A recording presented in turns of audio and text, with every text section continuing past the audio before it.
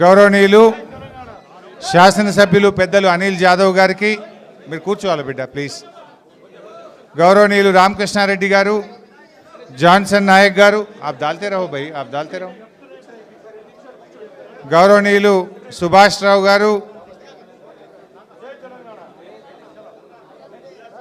శ్యామ్ సుందర్ గారు, విలాస్ గారు, రమాదేవి గారు, కిరణ్ గారు, చిన్నారెడ్డి గారు, సుధాన్ గారు, చంద్రశేఖర్ గౌడ్ గారు, మహేష్ రెడ్డి గారు, నయీం గారు, మసూద్ గారు,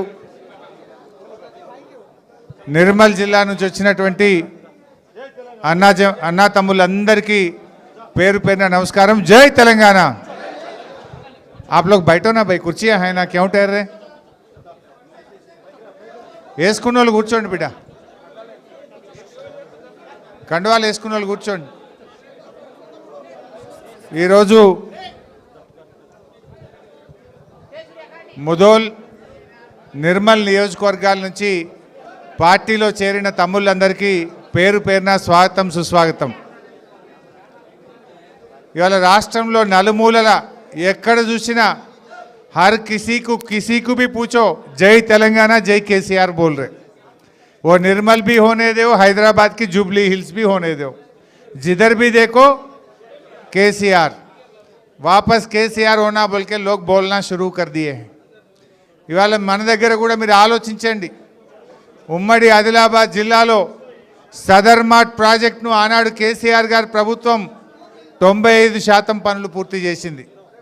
ఒక 4-5% పనులే ఉన్నాయి.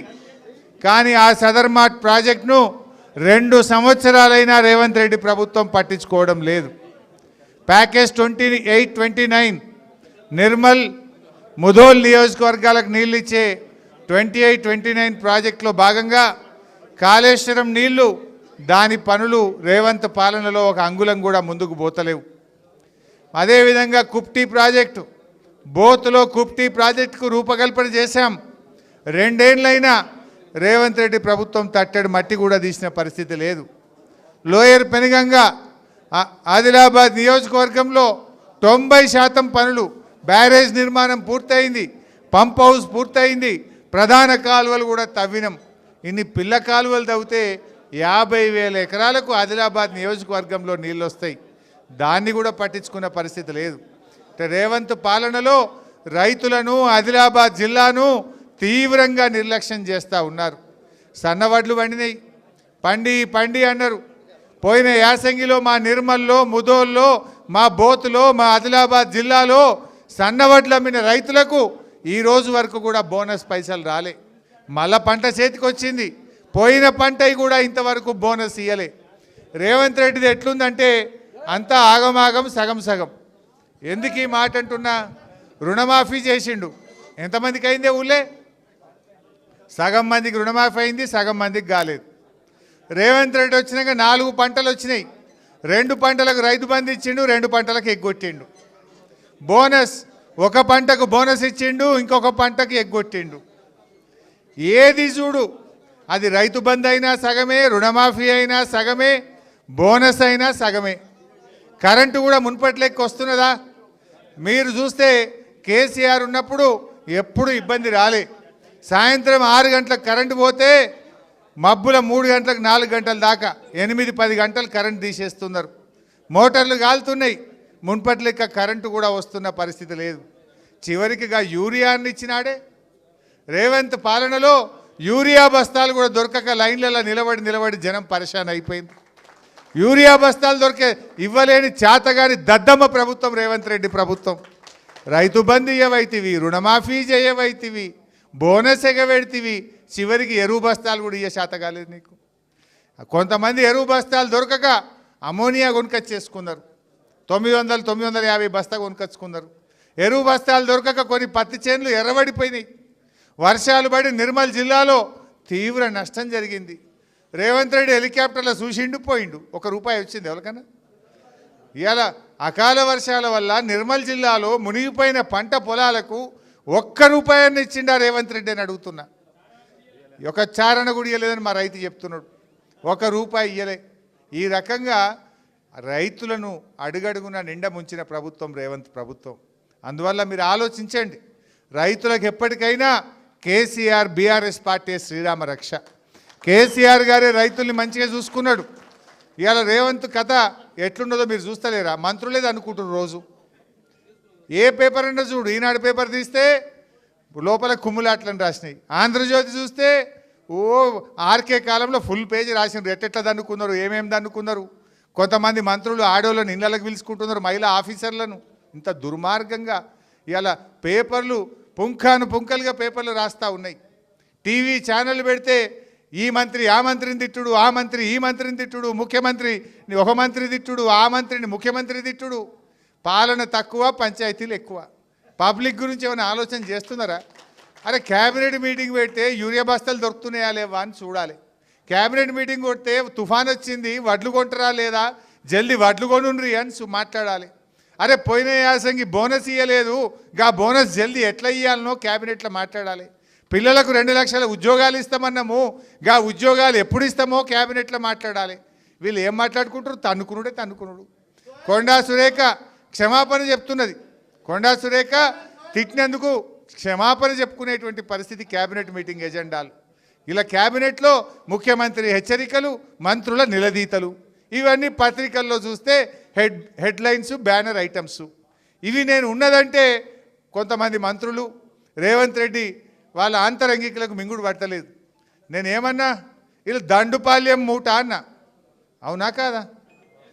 రేవంత్ క్యాబినెట్ దండుపాల్యం మూట అన్న. బరాబర్ అంట, మళ్ళీ అంట. మీరు తుపాకీ పెట్టింది నిజం, ఇండస్ట్రియలిస్టులు బెదిరించి పైసలు వసూలు చేసింది నిజం. ఇది కాదా? నిజం కాదా? ఎంక్వైరీ చేయి, దమ్ముంటే పెట్టు, జ్యుడిషియల్ కమిషన్ పెట్టు, సిబిఐ విచారణకి. ఇవి మాట్లాడితే శాత కాదు. వీళ్ళు ఎక్కడ పాలన మరిచిండ్రు. 4000 పింఛన్ వచ్చిందా? మహిళలకు 2500 వచ్చినాయా? ఆడోళ్ళకు ఫ్రీ అన్నాడు, మగోళ్ళకు డబుల్ టికెట్ కొట్టబట్టే. మరి ఏమి ఇచ్చినట్టు? భార్యకు ఫ్రీ అంటివి, మగోనికేమో డబుల్ టికెట్ కొడుతుంది. ఆడికాడికి అయిపోయా. ఇంకేమున్నది నీ ఫ్రీ కథ? ఏమున్నది? టికెట్లు పెరగలే, బస్ టికెట్లు 5 సార్లు పెంచిండు. పండుగ పేరు ఒకసారి పెంచిండు, టోల్ గేట్ పేరు మీద ఒకసారి పెంచిండు, రౌండ్ ఫిగర్ ఒకసారి పెంచిండు, డీజిల్ ధర పెరిగిందని ఒకసారి పెంచిండు. అడ్డగోలుగా 2 ఏళ్లలో 5 సార్లు బస్ ఛార్జీలు పెంచిండు. సీసాల ధర కూడా పెంచిండు కదా, పెంచిండా లేదా? బీర్ సీసా పెరిగింది, విస్కీ సీసా పెరిగింది. బస్సు టికెట్లు పెంచుతీవి, మద్యం ధరలు పెంచుతీవి, ఆర్టీఏ ఛార్జీలు. ఎవడన్నా మోటార్ సైకిల్ కొనుక్కుంటే 4000 పెంచిండు. దానికి రిజిస్ట్రేషన్ ఫీజులు పేరు మీద ఒక మోటార్ సైకిల్ కొనుక్కుంటే 4-5 వేల రూపాయలు పెంచిండు. లైసెన్స్ తీసుకుంటే ఫీజు పెంచిండు. గా విత్తనాలు, జనుము జీలుగు విత్తనాలు కొంటే దాని ధర కూడా పెంచిండా లేదా? విత్తనాల ధర పెంచుతీవి, మద్యం ధర పెంచుతీవి, బస్సు టికెట్ల ధర పెంచుతీవి. నువ్వు పెంచింది ఏమున్నదా రేవంత్ రెడ్డి? పేద ప్రజలను ధరలు పెంచుడు, కమిషన్లు దంచుడు. ఇంతకు మించి ఏమైనా చేసిండా? గరీబోళ్ళకేమో ధరలు పెంచిండు, కమిషన్లు ఏమో దంచుతుండు, ఢిల్లీకేమో కడుతుండు. ఇదేనా రేవంత్ పాలన? ప్రజా పాలన అంటే ఇదేనా? దయచేసి ఆలోచన చేయండి. ఆనాడు ఉమ్మడి ఆదిలాబాద్ జిల్లాలో నిర్మల్లో మెడికల్ కాలేజ్ పెట్టిండు కేసీఆర్. నిర్మల్లో అద్భుతమైన కలెక్టరేట్ కట్టించిండు కేసీఆర్. ఎన్నేళ్ల కల నిర్మల్ జిల్లా. మీ స్వర్ణవాగు మీద ఎన్ని చెక్ డ్యాములు కట్టాం? 12 చెక్ డ్యాములు మీ స్వర్ణవాగు మీద. ఆ రోజు ఇరిగేషన్ మంత్రిగా నేనే కదా మంజూరు ఇచ్చి కొబ్బరికాయ కొట్టింది. ఇవాళ స్వర్ణవాగు కింద ఎన్ని పంటలు పండుతున్నాయి ఆ చెక్ డ్యామ్ల కింద. ఎన్ని మంచి పనులు చేసింది బీఆర్ఎస్. ఏం చేసిండు 2 ఏళ్లలో రేవంత్ రెడ్డి? ధరలు పెంచుడు తప్ప, కమిషన్లు దంచుడు తప్ప, పోలీస్ కేసులు పెట్టుడు తప్ప ఏమన్నా చేసిండా? రైతులు తిరుగుబాటు చేస్తే ఆ ఫ్యాక్టరీ రద్దయింది, కానీ కేసులు అయితే మిగిలినాయి. పామాయిల్ కాదు, అదేంది ఇథనాల్ ఫ్యాక్టరీ. ఎంత కొట్లాడినా ఇథనాల్ ఫ్యాక్టరీ కోసం. దిలాల్పూర్ రైతు కన్వీనర్ వీళ్ళు ఎంత కొట్లాడినరు ఆ రోజు. ఆ ఫ్యాక్టరీ రద్దు కావాలంటే ఇవాళ మొత్తం గ్రామాలు రోడ్డు మీదకి ఎక్కి వంట వార్పు పెడితే తప్ప ఈ మొద్దు ప్రభుత్వానికి వినబడే పరిస్థితి లేదు. పామాయిల్ ఫ్యాక్టరీ పోయింది, ఇథనాల్ ఫ్యాక్టరీ వద్దంటే కానీ కేసులు పెట్టిర్రు. ఎన్ని రకాల ఇబ్బందులు. ఒక్కటన్నా మంచి పని చెప్తారా? ఏంది మీరు ఇచ్చింది ఏమున్నది? పేదలకు ఇచ్చిన పథకాలు బంద్ అయినాయి. కేసీఆర్ కిట్టు బంధు, న్యూట్రిషన్ కిట్టు బంధు, బతుకమ్మ చీరలు బంధు, గొర్రెలు బంధు, దళిత బంధు, చేప పిల్లలు బంధు, అన్ని బందే కదా ఉన్న పథకాలకు. అందుకే నేను రేవంత్ రెడ్డికి మొన్న పేరు పెట్టినా, నువ్వు చీఫ్ మినిస్టర్ కాదు, కటింగ్ మాస్టర్. కేసీఆర్ పథకాలకు కటింగ్ పెట్టినావు. ఏది చేపల పథకము, దళిత బంధు పథకము, గొర్రెల పథకము, KCR kit, nutrition kit, Bathukamma చీరలు, ఇదేంది రంజాన్ కిట్టు, క్రిస్టమస్ కిట్టు అన్ని కటింగ్ పెట్టినావు. ఇక కాకపోతే జేబుల కత్తెర పెట్టుకొని తిరుగుతుండిగా. కేసీఆర్ గారు మెడికల్ కాలేజ్ కట్టిండు అనుకో, నిర్మల్ రావాలని ఇబ్బందిగా తిరగాలి. యాడన్నా హైదరాబాద్లో పెద్ద పెద్ద ఫ్లైఓవర్లు మన కేసీఆర్ కడితే పోవాలని ఇబ్బందిగా తిరగాలి. యాడైనా కనబడతా చూసుడు ఇబ్బందిగా తిరిచుడు. ఈయన వచ్చినాక 2 ఏళ్ళలో కట్టింది ఒకటి ఉన్నది, ఒక్కటి కూడా కట్టింది లేదు, ప్రజలకు మేలు చేసింది లేదు. అందువల్ల మీరందరూ కూడా రేపు స్థానిక సంస్థల ఎన్నికలు వస్తున్నాయి, ప్రజలు ముందున్నారు. బీఆర్ఎస్ కార్యకర్తలుగా మనం ఇప్పుడు ఉరకాల్సిన అవసరం ఉంది. జనం మన దిక్కు చూస్తున్నారు, జనం కేసీఆర్ వైపు చూస్తున్నారు. కార్యకర్తలు తయారు కండి. రేపు ఎప్పుడు స్థానిక సంస్థల ఎన్నికలు పెట్టినా మనం నిర్మల్ జిల్లాలో గులాబీ జెండా ఎగిరేస్తాం, తప్పకుండా ఎగిరేస్తాం. దానికి అందరూ సిద్ధంగా ఉండాలని కోరుకుంటూ జై తెలంగాణ.